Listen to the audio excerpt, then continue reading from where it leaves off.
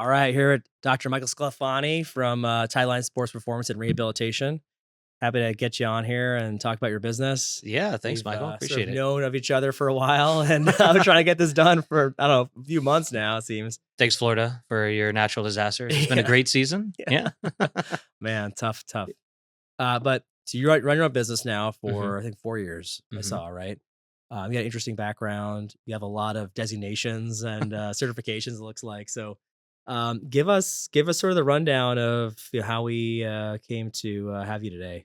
Your sort of your Genesis story of Sure. yeah, your practice and your career.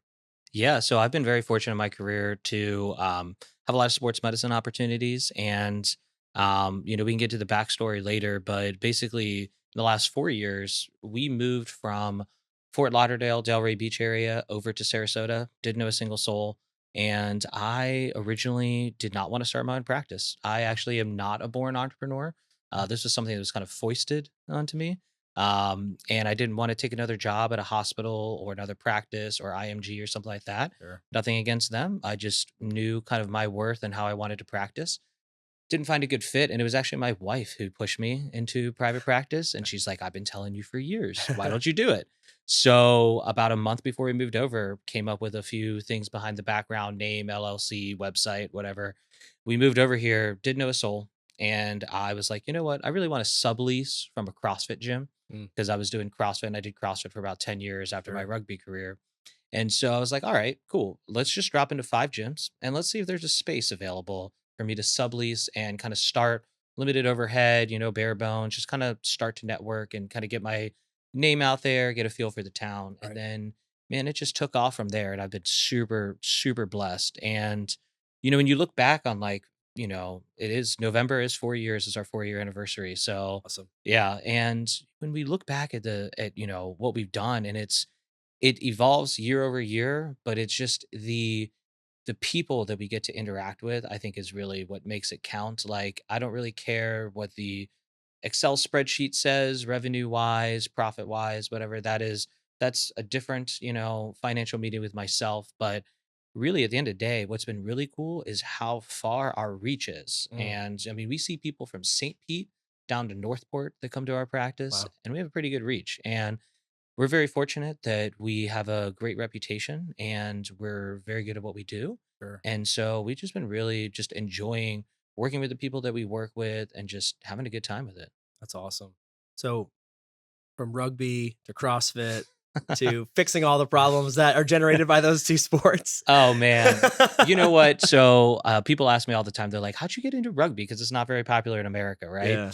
Yeah. And it was actually in junior high. I had a coach or a teacher who ended up being a coach for one of the teams that I played with in Cincinnati. And he was like, oh yeah, like let's just get a group of guys together. We'll do like touch rugby out in the parking lot at recess. And I'm like, what the hell is this? It's this weird shaped ball. We didn't know anything about it. And it just became really fun. And then in high school, I just kind of took off. High school, I got asked to walk on in college and I ended up turning it down. I was a big nerd, Where double was major. that? It was at Miami of Miami, Ohio. Ohio. Yeah. And I played flanker, which is like the linebacker position for rugby. Cool. Just like to hit people. So it Yeah. was a lot of fun.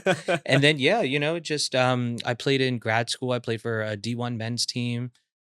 Just had a really good time with it and then ended up busting my knee. I had a myriad of injuries that is a whole episode in itself. And then, yeah, just went to CrossFit after that, after my knee surgery. Mm, And I was like, you know what? I need something that's still camaraderie, band of brothers, still something that's going to challenge me, a little bit of competition, yeah. some kind of group setting. And yeah, just I loved CrossFit for about 10 years. Wow. And then, yeah, and then kind of fell into helping people along the way with it. Yeah. That's cool. So obviously a lot of team based, right, activities like the camaraderie. How has that played a part in your business? It's interesting. When I did my sports medicine residency at the Cleveland Clinic in Ohio, That's and great. um, when I was working with the Cleveland Cavaliers, we would all sit in this big conference room, and we'd have up on a TV screen the player, some stats, injuries, things like that. You'd be in a big, long style conference table, and you'd have all different specialties: orthopedic surgery, primary care, sports medicine, athletic training, exercise physiologist, strength and conditioning specialist, myself, my mentors. And the way that my mentor described it to me is that you're basically one spoke on a wheel, and at the Mm, center is the athlete. mm, And so even now, when somebody comes in to our practice, whether they're coming to see me, one of our other clinicians, our massage therapist for personal training, nutrition, whatever other service we offer, what we're looking to do is just we're looking to help them. So if you kind of set your ego aside and you put the patient or the athlete at the center, the rest of it yeah, just kind of falls into place. yeah.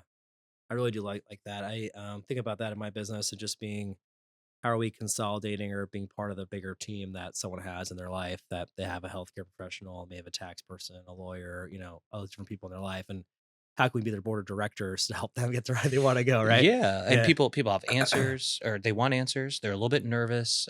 Maybe they're not sure if you're the right person to help them. Right? yeah, There's a lot of things that go into that, right? yeah, And I think that when you show them and you demonstrate that value, and that value that you demonstrate comes with the fact that your ego isn't the forefront of it, yeah. I feel like it becomes a lot easier for them to trust you with Sure, the whole process. sure. Well, I love that you jumped into a business not wanting to, and you're still here. Still making it, yeah. Still, yeah. I mean, it's not an easy thing. No. What's been some of the biggest challenges going into from that transition? I mean, growing something like I on your think own. the biggest thing was the amount of responsibility that you have. When throughout my career, I've been, a medical consultant, sideline team professional. I've been a researcher. I've been clinician. I've worn a few different hats, but I've always just kind of had, myself under the umbrella of, University of Colorado, Cleveland Clinic, whatever practice I'm a part of, right? When you are a business owner, the amount of responsibility that you have is all on you. And I don't say that as in like, hey, look how awesome, I am for building Tideline. It's more of like, I actually switch that. I say, look how awesome Tideline is. Not some of it has to do with me, but at the end of the day, like it's the business that's doing really well. And I think the other part of that too is that when things don't go as planned and you have some of those, a little bit of those valleys, it becomes on you to figure out what to do. How are we going to manage this? To lead a team, Yeah, to make sure that nobody gets anxious about anything or has any hesitations about the future, yeah. and kind of knowing which levers to pull in your business at the right time to make sure that everything stays afloat. Had any specific valleys that have been challenging to you? We had a staffing changeover about a year and a half ago, and we had one clinician that we unfortunately had to let go. And then within that same week, we had somebody leave because we didn't offer student loan forgiveness, and this particular clinician just needed a little bit more help with student loans, which we can't provide as a private practice. They went to a corporation. Right. Yeah. Very amicable. Same thing with determination. Very amicable. Like they're both great clinicians, all that stuff. They just weren't the right fit for our practice, which was totally fine. Yeah. So I went from having two clinicians working beside me to now going back to one. And we're very particular about who we bring into the team. Yeah. So I didn't want to just fill a seat with a warm body. I wanted to make sure that we did our due diligence. Right. So when that happened, I was like, well, shit, I guess we're Yeah. gonna really do this now. So Yeah. and it actually was a nice clean start because now when I removed myself a little bit more from patient care and I had seen, for example, in the month of July, I saw 14 patient visits. And then in the month of August of 2023, I saw 133. So Wow. it was a big transition. Yeah. And I really got a chance to jump back into clinical care. I got a chance to be on the ground floor for the business operations that is patient care Yeah. and not just looking at it from like the Wizard of Oz background seat Sure. of it. But I mean, that was a big challenge. And then now, like, we're well staffed now. We have a great team. I love our team. And yeah, my wife is actually joining the practice in January Cool. full time. So it'll be That's really awesome. cool. What's Yeah. she gonna be doing? She is going to be our practice manager. Cool. So she's an OR nurse by trade, and she has a big passion for health and fitness as well. So when I got an opportunity to become a part-time business coach as well, what we did was we kind of looked at how to kind of use some offsetting revenue to be able to see what would be the best for our Yeah. family and the Yeah. business. So she's gonna be practice manager. She does personal training and nutrition coaching as Cool. well. So That's if awesome. I in January, if I happen to sleep in my clinic curled up with a foam roller, I guess we know why, Yeah. right? So Exactly. working with your spouse is both a blessing. Yeah. It's a blessing. How about Yeah. that? It's a Yeah. blessing. I want to touch on the business coaching, but I did want to jump back real quick. You Yeah. mentioned earlier about having to let go two clinicians, and the people part of owning a business, is one of the most important things and one Yeah. of the hardest things, right? It's like I can do the technical aspect of the business, but the finding the right people, it's like having a team, right? Like Oh putting in the right yeah. seat. Sorry, you're sitting out this play, right? It's like you got to find the right people, be able to let them go. And the hardest part for me has always been I can give hard coaching, but I don't like doing it. I don't want to tell somebody, hey, like, get out of here after brought them in. I really care about them. And the hardest part's been like giving them the hard feedback and saying, listen, you have to change this. You have to be better for their own good too. I mean, they're not going to be successful. They're going to Correct. develop their own plans because they're going to be nerfed in their career if you don't get that hard coaching. But it's certainly important to have to go through that. Oh, 100%. And, And I think I take it as a big responsibility on myself. When we bring somebody onto our team, yeah, yes, they're coming into the practice and, we have certain expectations, but I have certain expectations of myself as a yeah, leader when somebody joins our practice. So, unfortunately, that clinician was with us for 6 months that we had to let go. And, I'll be damned if I didn't put everything I had into trying to get them to be able to demonstrate the value and uphold the sure, reputation and the level of service that we expect. And right, it is those tough conversations. You have to get comfortable with that, yeah, right? Because you can't be best friends with your team. You can be friends, you can be cool in the office and everything like that, but yeah, at the end of the day, there are hard business decisions or hard yeah. business conversations you're gonna have to have.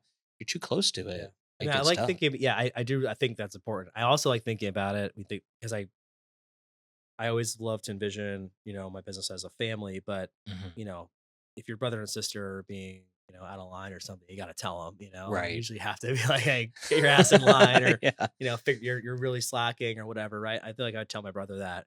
Yeah. I gotta tell these people the same thing, and, I value more I didn't value this early on because early on I feel like I didn't have the right trust and friend group, but I value it more that people would be like, "Hey, like you got to change this or you got to be better here," because I know that they care. Mhm. Versus them sort of saying, "Yeah, no, you're doing great," like whatever, and you're slowly like just fading off into the sunset. Oh, absolutely. Um, so that's pretty neat. Do you enjoy more the running of the business, or do you enjoy more seeing the patients and being on the ground?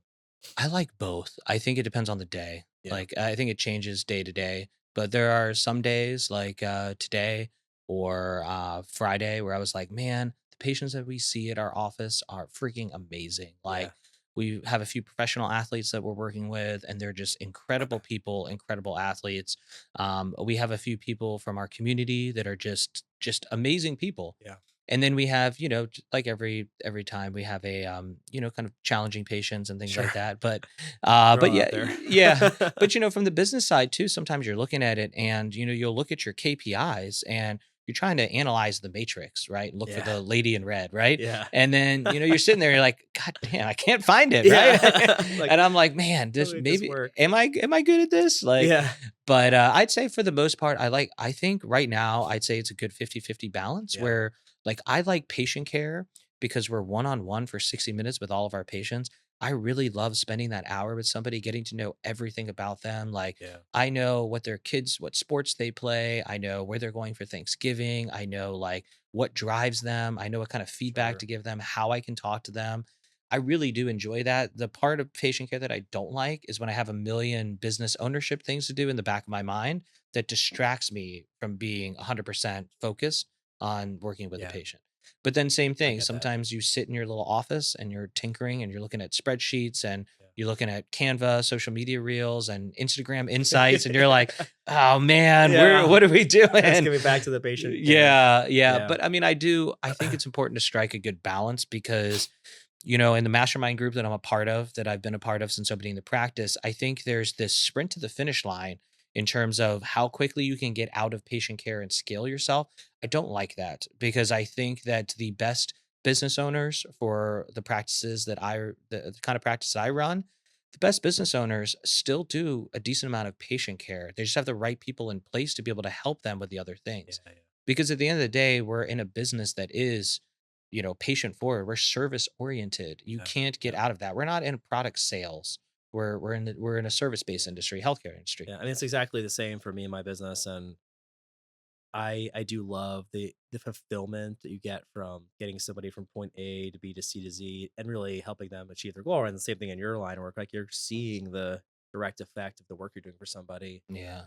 And but I know that it's very tough to scale where like all of my time is consumed doing that if I can't spend time in the scaling aspect of it. So it's like, who can I find somebody to replicate myself to do the same quality of work with a client?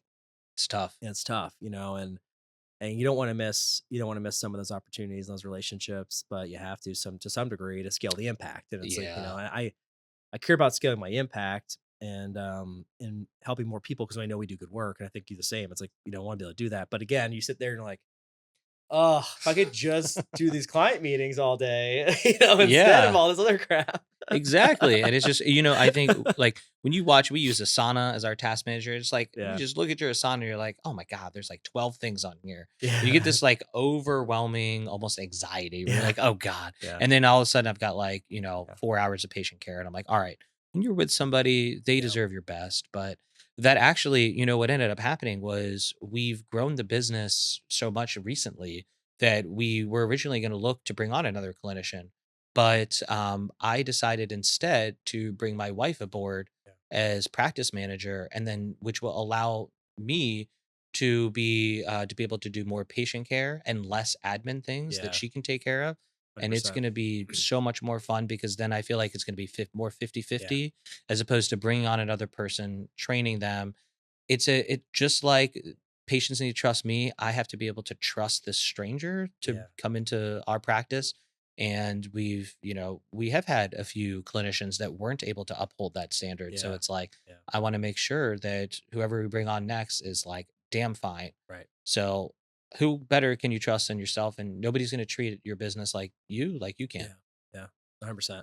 The operations component, I mean, I mean, for me, I'm definitely not the COO type. I know that for sure. Don't put Yeah. me in front of operations. I mean, I could do it. I'll just get really tired and worn out really quickly. I'm like, all right, just get Yeah. me out of this. Get me let me go be CEO. Let me go out there and talk to people and The meta network stuff, and right? yeah, and then I do like the people side of the actual work. So I get it. Yeah. So business coaching. So I think you mentioned earlier that it's part of what you use to help scale your own business, right? Or Correct. help grow your business. So tell me more about that. Yeah, so, for I've been in sports medicine for 13 years now, and when I opened my practice 4 years ago, pretty good clinician, didn't know shit about business, right? Yeah. So I was like, well, how do we do this? Like, what are we doing? What do we track? Like, what prices do we charge? Because we're out of network, right? So Yeah. I was like, I had no idea. So I got in touch with some people and I got into this mastermind program. Okay. And it's a business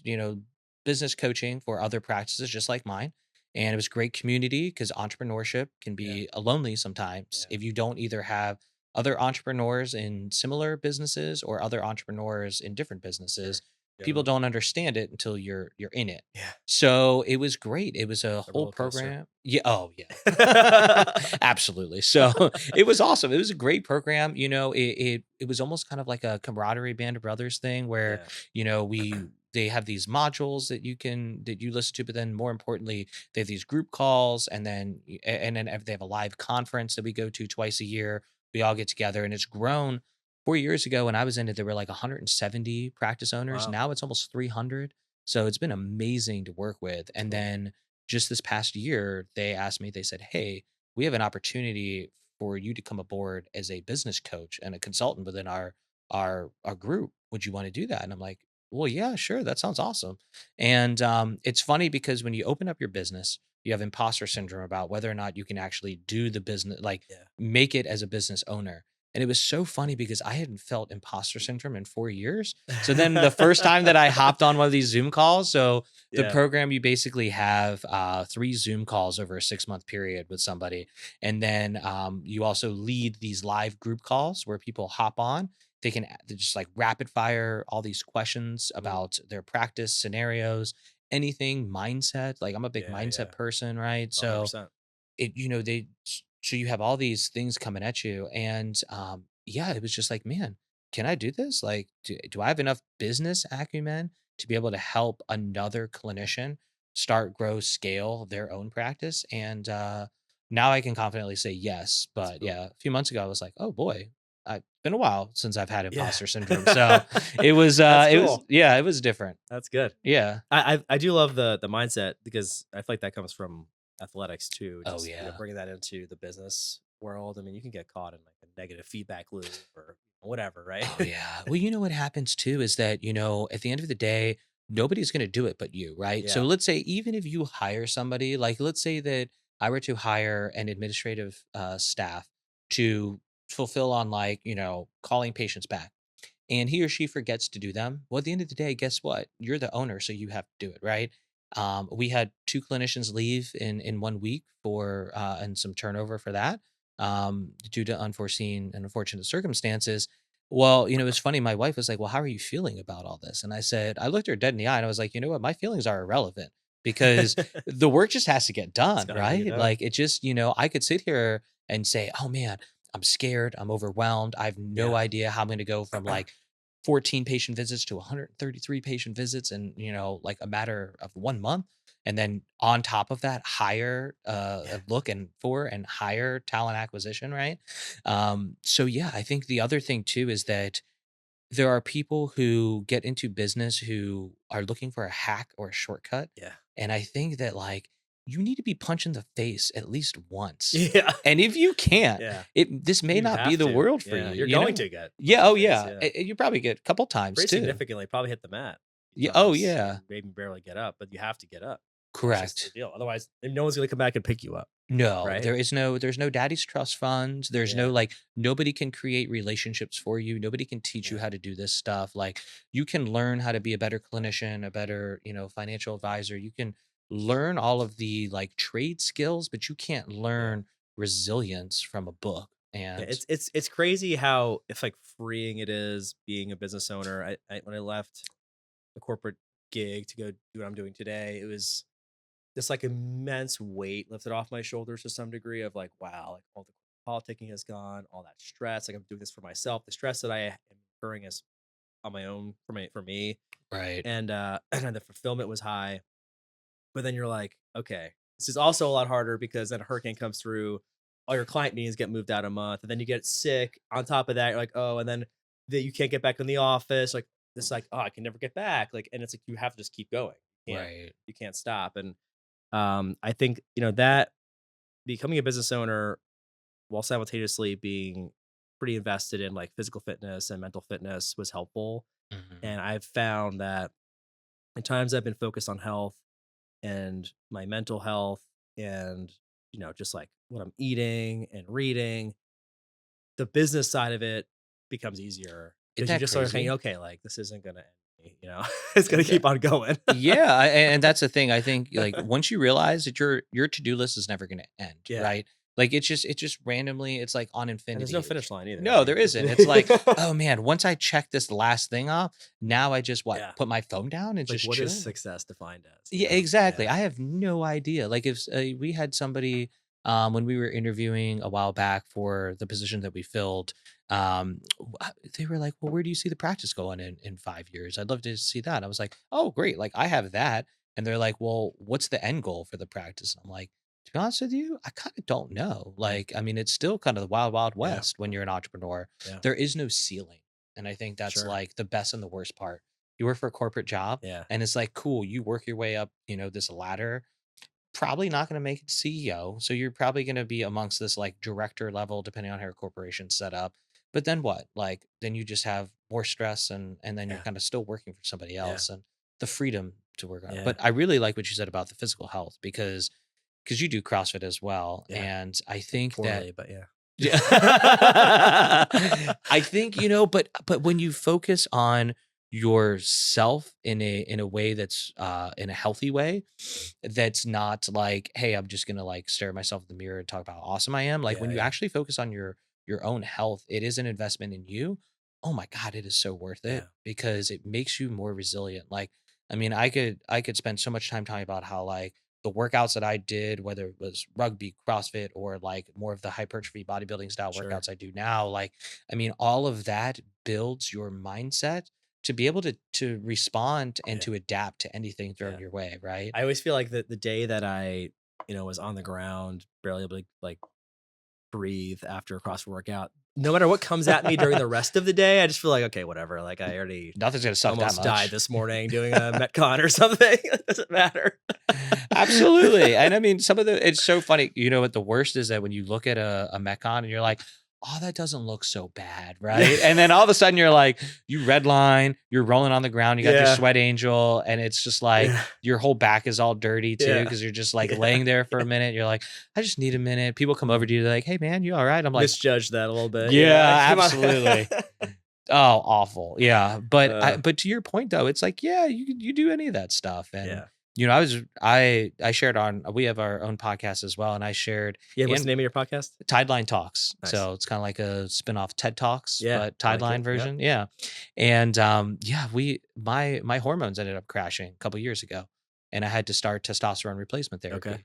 And that was a whole eye-opening experience because Wow. that was my departure from CrossFit. Yeah. So it was like even this thing that I used to do for physical, physical health and then also mental health as well to do Yeah. CrossFit Yeah. Metcons could do for like 6 months Wow. because it was just like everything had to reset. But Yeah. now when I work out, I'm like, hell yeah, like I'm so excited to work out because I'm like, Yeah. this is my 1 to 2 hours where it's unselfish, or it's selfish, unapologetic me time. Yeah. And I love it because I put my phone on do not disturb.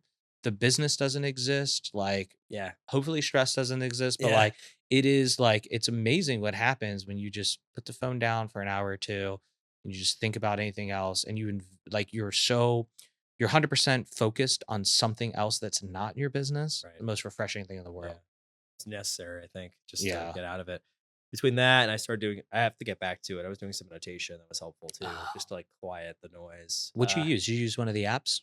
What I was using 10% better, I think it was after a Okay. while. Then I think I have waking up now. Waking up? Okay. I Yeah. started using Headspace a few Headspace I've minutes heard was ago. pretty good. Yeah. Yeah, it was trippy. Like it was how did you do with meditation? What was that experience like for you? So the first app I used, and I forget where I heard about it first. It may have been on a Huberman podcast or something like that. That tracks. He always puts a lot of good stuff out there. I think I bought everything he's talked about. So they got me on that. But that one sort of eased you into it with short ones and then scaled you into longer meditations. And some of Okay. them were with, the meditation coaches for like Kobe and Jordan and all that. Gotcha. And then the waking up, a little bit more nuanced, but same. They scale you into longer and longer meditations. And I Yeah. like how it did that because it's hard, like going right into like, hey, we're gonna do a 30-minute meditation. No way. Like it's so hard. No, it 5 minutes, is. cool. Like, and it's better than doing zero. Did you do this in the middle of the day? Was this at night or what was the When I timing like for first that? started doing it, trying to remember. When I first started doing it, I was working out at night. So I would work out and then meditate right after. When I was like in 2020, when I started doing CrossFit, I started working out at 5 a.m. Gotcha. Um, Miserable but great. But I would do the workout and then meditate and then do breakfast after that and then like get the day started. So I do it in the very beginning of the day. Gotcha. So you did a post workout. So it was almost kind of like you used it to kind of downshift then. Yeah. Because it's, when we work out, it's like you're trying to put everything into Yeah. like as high a gear as Yeah. possible. And that's hard to downshift, especially if you're a Yeah. business owner, Yeah. because you have to be able to like go back to being not stoic per se, but more like, level headed. And Yeah. you can't let the highs get you too much and the lows get you too Yeah. much, right? Just like be able to accept something and then like, okay, then we react in a Yeah. normal way.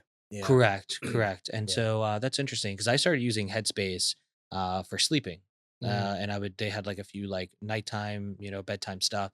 It was wild. My dreams got really weird. Like I know some people, like people get weird Yeah. dreams off melatonin. I've Yeah. heard. Yeah. When we went to Africa, I would take anti-malarial medication, Mm. and that can give you like literal night terrors, right? Wow. And but when I did the Headspace app at night, it was like unlocking some part of the subconscious, and it was like really like vivid dreams. Cool. It was really weird. I don't know. I don't know if it was a good thing or a bad thing, but like I I just guess you were remember, dreaming, like, 'cause you were in REMs, right? You had to be doing deep sleep, right? yeah, that's how I figured. I was like, any sleep, that's that deep must be Yeah. good. I should mess around with it. I would, yeah, I was really primarily doing it. I guess why did I do it after the workout? Well, one, I wasn't gonna do it before because I wake up at like 4:20. I'm like barely making it to the gym at 5. So after I'm like, all right, I got some time before like everyone else wakes up, and it's the only part of my day where I won't have anyone bother me. And Okay. then at the end of the night, I was just trying to get to bed, and I don't have any trouble going to sleep. So if I hit, because I'm up so early and I'm doing so Yeah. much throughout the day, by the time my head hits the pillow, I can just like turn out like a light switch, and I'm Oh, like I'm so out. jealous. And the only thing I did for a while was using the Whoop. I would manage like, hey, could I like change the way blue light is? Like, how do I max out my like deep Oh, sleep versus my yeah. light sleep? Um, Like your sleep hygiene and all that yeah, a stuff. little bit there. But I should probably try it before bed. I have done some meditation before bed with one of those mats, what they're called, with all the spikes. Oh, yeah, You know what I'm talking yeah. about? Oh, it's not grounding, it's the Yeah, other well, the little thing. spikes on them. Yeah. Yeah. At first you're like, this is so uncomfortable, and then 15 minutes in, you sort of just meditate. You're like become like this little bit of a euphoric state. Your back, like my back, I have some back pain sometimes, so like when it went away, Really? so Oh, I that's could sleep interesting. better. Huh. Just all the blood flow gets there. Yeah. Oh, I just literally plugged my headphones in and then like they do like a 10 to 20-minute meditation and then they have these like ambient sounds and then all of a sudden it's like you're out. Yeah. And I was like, cuz I have a hard time falling asleep and staying asleep. It's like Uh, a little hamster wheel yeah. just Yeah. keeps going because you have all this stuff going on, Yeah. right? And it's like physically and, outwardly, Yeah. it's like, oh yeah, that dude's a calm, cool, collected guy, whatever, right? But then inside it's just like, Head's going. oh yeah, it's like, man, I'm having an allergic reaction to the universe right now, but that's okay. Like, it's totally That's the way fine. the Everything's mind goes, fine. man. I do Yeah. use an app though for sleeping. I don't Uh-huh. know that it's why I needed it, but I've had it for a while. I think it's called Endel, Hmm. and Mm-mm. it's got all sorts of things. It's got a sleep function, a focus function, like anti-ADHD function. Oh, It's that's got cool.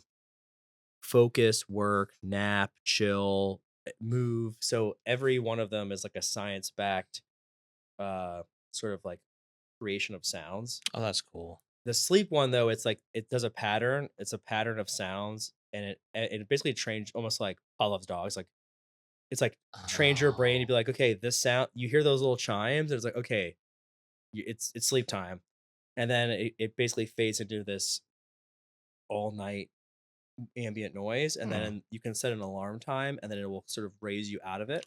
Whoa. So I've used that for a while. I like it. Yeah. It's helpful to me, my body, from my circadian rhythm standpoint, I think it's been working well. But I've also used for like napping, Oh, cool. or I haven't used it as much for like focus, but they have all sorts of like white noise or variants of that. Yeah. That's science backed to help like people that have like tinnitus or whatever with like Sure. focus. So Huh. I can tell you the link. It's a pretty cool app. You know what? At some point, I'm just gonna ask my, Chat GPT or my AI robot to be Yeah. like, "Hey, man, let's meditate now," or Yeah. like, "Let's go to That's what's sleep," and gonna they're like, happen. "Doot, doot, doot, doot." Yeah. Okay, That's where we're going. I know. That's where we're going. Do you guys use Chat GPT or do you guys use AI at all in your business? There's different versions of my business, but I do use Okay. it for other things. I've used some AI for some marketing assistance. Uh-huh. I use it for getting things to like 90%. And That's then like fair. go and say, hey, let's like rework this. Like give me some ideas. I did it Yeah. for my friend's wedding website. I'm like, give Whoa. me 10 ideas for someone's wedding website. Here are their names. No way. Here's their hobbies and stuff. And it like came up like, 30 or 40, different things. I'm like, okay, now take those and make them more funny.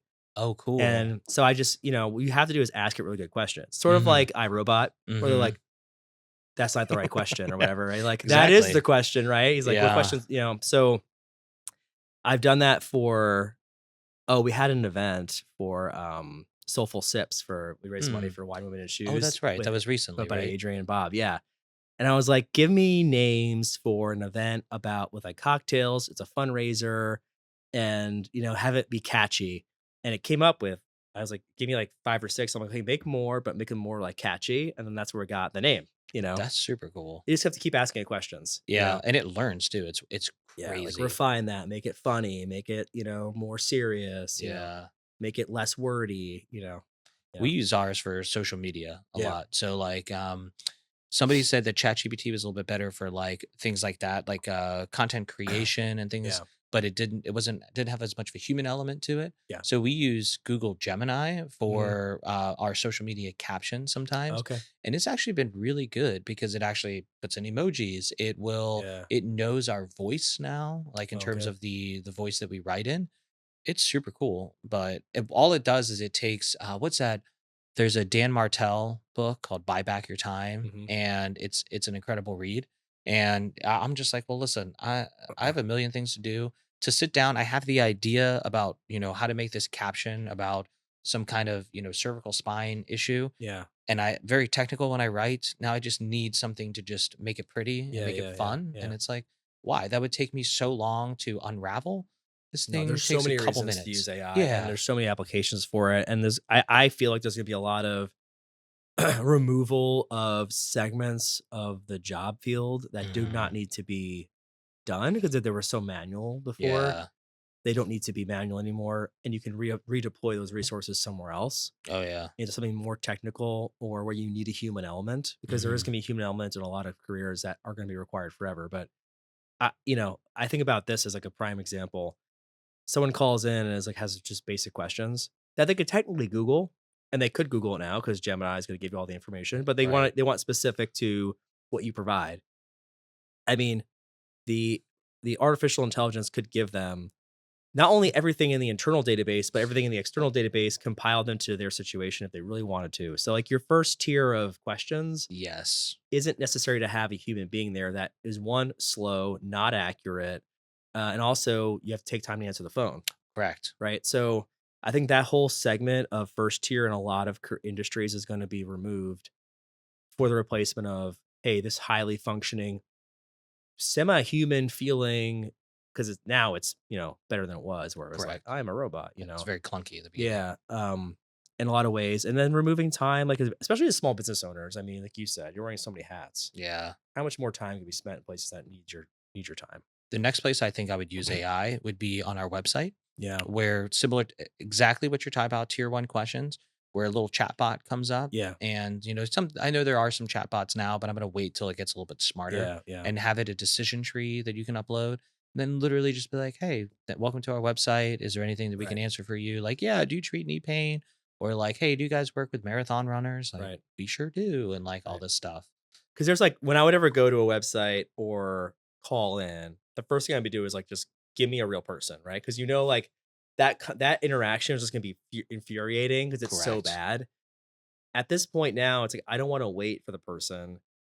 Also, for them not to have the answer for me Hmm. versus, hey, I could just type this in and it's going to query in an instant your entire internal database and the whole internet in the world. Like, Yeah. I'm going to have the answer pretty quick. And I think scheduling too. Yeah. Like I Oh, think, yeah. because I mean, how many times, let's say you got to go to the dentist or you got to go do something that is maybe like preventative care. You're not Yeah. actively seeking immediate urgent, Yeah. issues, but something that's more of a preventative maintenance thing.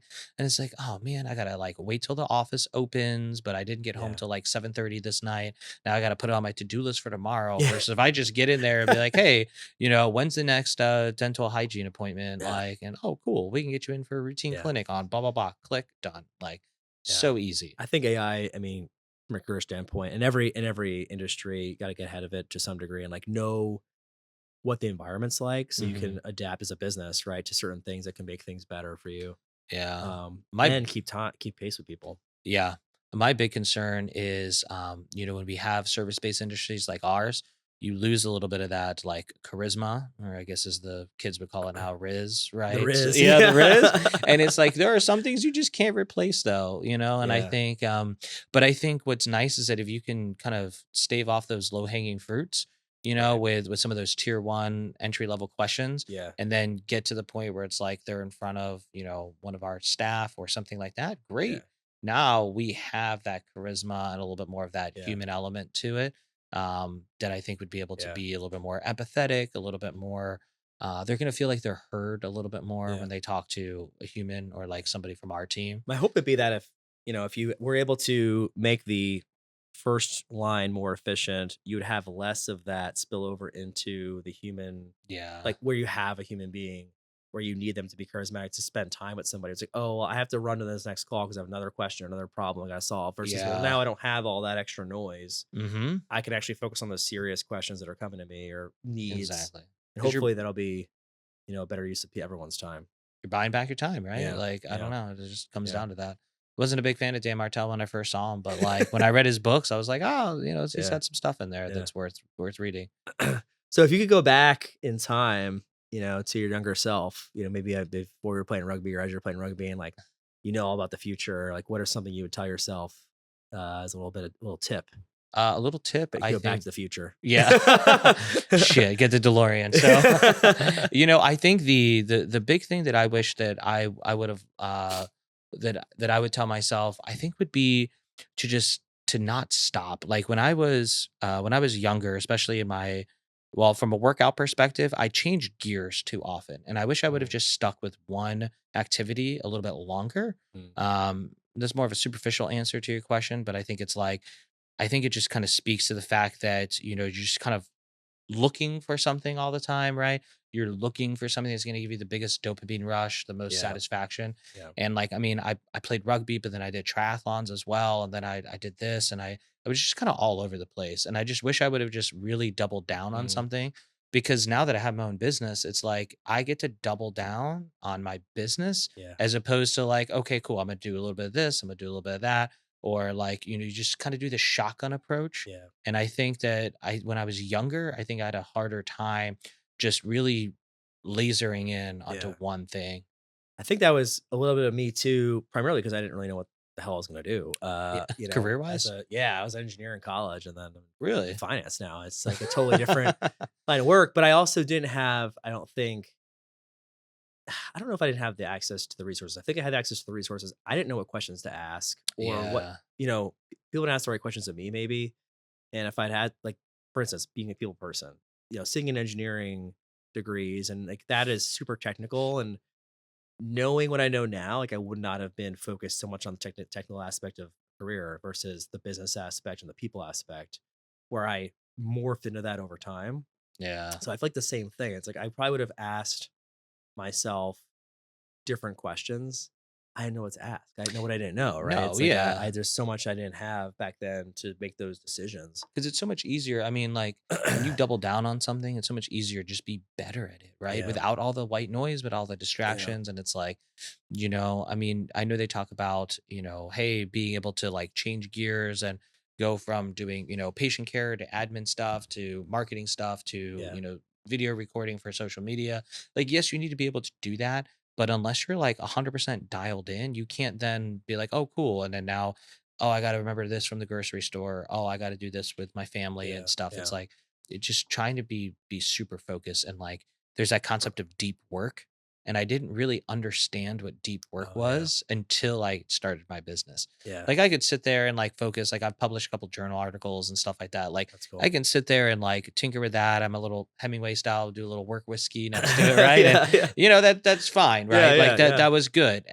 But it's different when it's your business and this is how yeah, this is how we as business owners like this is how we pay our mortgages. But at the same time, it's also how our staff pays their mortgages yeah. too, how they save for retirement, right? Right. It's like there's that responsibility on it. So you can't just be this little ADHD like squirrel going all over the Right. place. Like you got to really make sure like it's your You gotta focus. responsibility now to take care of yourself, your family, and your team. What's the best piece of business advice that you've gotten so far? Probably It's the helped you the best piece of most? advice that I've gotten, was when I first joined that mastermind program. I'm a perfectionist, which I think a lot of us that start our own business are type A, high achieving Yeah. perfectionist. And they were like, "Hey, man, the first pancake's gonna be shit." And I'm like, Yeah. "What?" And they're like, "Yeah, the first social media post that you do, it's gonna be shit. The Okay. first website iteration you do, it's gonna be terrible. I was fortunate the first few patient interactions I had were amazing. First couple marketing events I did for the business, they were shit, right? So it's like, you have to be able to know that these things take time Yeah. and that you may have all the technical skills in the world, but if you don't have the business acumen or the reps to back it up, it just happens, Yeah. And I think that when you want something really really bad, you work really hard for it, right?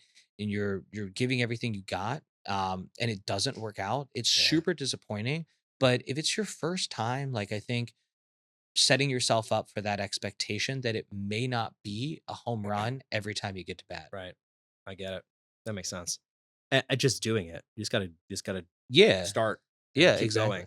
Like you said earlier, you have to just be able to keep on going no matter how many times you get hit in the face. Oh, I know. It is though. It's so It's true. not gonna be perfect. No, no, and I think, I think it speaks to how resilient you can be, because I think there are some people that either they get bored with it, Yeah, they are too uncomfortable with it, they don't have the mental strength to do it, yeah, or I think sometimes people let their emotions get too much of them.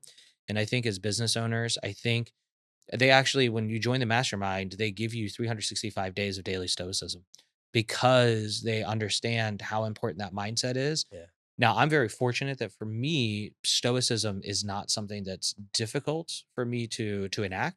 I work with a once a month. I work with a corporate mental health specialist who specializes in working with entrepreneurs, and it's great because she's telling me all the time. She's like, "You don't need to be more stoic.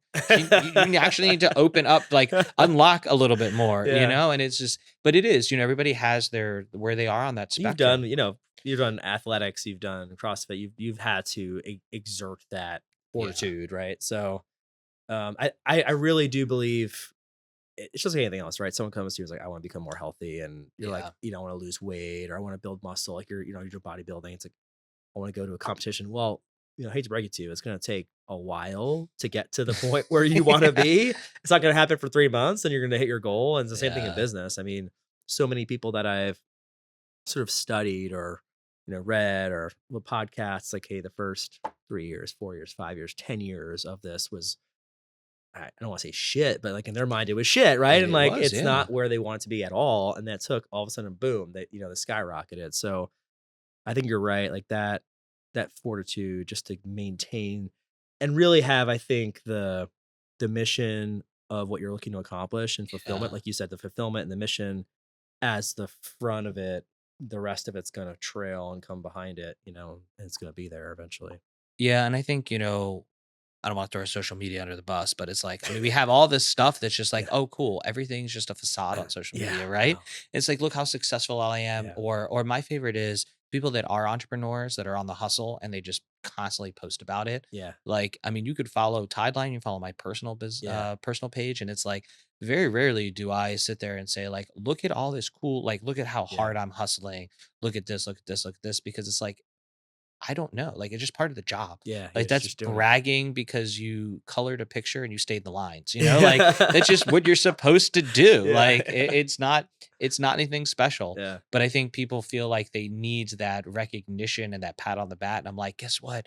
You're an entrepreneur, like, nobody's gonna come over and say, 'Hey, man, good job.'" There are some right, people that will, but it's like, it may or may not mean as much to you as, like, the actual work that gets done, like, that's your pat on the back, it's not other people. So it's like being more intrinsically motivated than extrinsically looking for that dopamine yeah, hit yeah. is a big game changer. Nice. So in the last few minutes here, Yeah, let's give me some things regarding, physical health. I mean, what are the things, let's say, like if someone had a checklist of things they should be focused on to stay on top of their game, whether they're, for their business purposes or just life, just in general sure. life. Like Yeah. what are you focused on? What should people be thinking about Absolutely. physical health So wise if I and don't mental care if health wise? you're professional athletes, like the few that have come into our office recently, or weekend warrior, like things that you need to have a prerequisite mobility. So things like ankle mobility, thoracic spine mobility, things like that, right? If you don't have that, you can do all the strength training in the world that you want, but it's just going to be, you're going to fall short. I think Yeah. the other thing that you need to really be cognizant of is intentionality and focus. So I think that when you step into whatever activity you're doing, and you're going to invest in yourself, in this case, investing in your health, be super intentional about it. Don't be like dicking around on your phone Yeah. and gabbing it up at the gym. Like be social, but it's like, dude, like Yeah. you have to put in some work on there. So having that intentionality and focus. And I think the last thing is to just like enjoy the process, Mm, because if you're doing it because it's like you hate the way you look in the mirror, or because you want to be a professional, blah, blah, blah, or you just want to do whatever, if you're not in it for the right reason, or you don't enjoy the slow process of it, because yeah. like we've talked about in business world, it's a slow process. Yeah. Therefore, if you are looking to, catapult or hack your way through this, you're gonna have a real bad time. Yeah. I in 20 I appreciate you sharing that. In 2020 when I started CrossFit and I started going at 5 a.m., I had never been a morning person It's so in my hard. life. It's I mean, so I was hard. always a person that was up late. So I was like, wake up early. Waking up before 8 o'clock in the morning was like, no way. Like that's crazy. I'm not that person. And that was like who I was in my head. I also was never in my mind very successful like athlete or physically fit person. I never had been really in the past. And so when I started CrossFit 2020, I also started 75 hard and I was forced to do that for 75 days. But then also I failed and retained it and did it for I think a total of like 100 and something days. And then I stayed it Okay. for the rest of the year. Damn. And it was like part of the rest of the program. But I what it taught me was it's just about consistency in doing it. Yeah. Now, is that whole program, sustainable long term? I don't necessarily think so, No. but I do think it helped me prove to myself that I could be up at 5 in the morning if I really wanted to, and I could be that person. I could also be healthy, and I could maintain a diet. I don't have to necessarily eat trash, on the Yeah. weekends, and so I think, like to your point, just like being able to be consistent, stay long term, take care of yourself, and enjoy it because it became enjoyable to me. I wasn't like, "Oh my god, this is so tough. I'm gonna do this every day." It was tough, but I was like, "This I'm enjoying the process of becoming a different person almost." Yeah, well, and And, especially too in CrossFit, it's like each class time has its own personality. yeah, Like I did 5 a.m. CrossFit for a while. I used to do 5:30 p.m. and then switch to 5 a.m. and yeah. it's like it's tough gear change too. And There's it's different like, gear yeah, and it's different like, vibe. but it is a totally different vibe, and you learn to love it too. Yeah. Well, I appreciate you coming in, sharing your story. Yeah. So to find you, social media, what's the handle? Tideline Sports Performance. And, anywhere else on social media we can find you? We are on Instagram, we're on Facebook, and then we also have our website, tidelinesportsforums.com. And then you're welcome to follow my personal page if you'd like. If you enjoy whiskey, my dog, and date nights with my Yeah, wife, there you like go.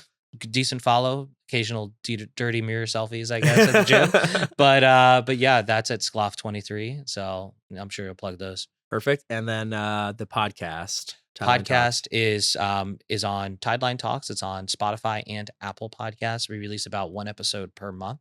Nice. We're actually going to be interviewing this week somebody that does hormone health clinic as well, and talking about some gym bro stuff, some Cool. hormone stuff, good stuff. Very cool. Awesome. Give a follow, and thanks for coming in, man. Thanks a lot, Michael. Yeah, Appreciate it, man. appreciate you.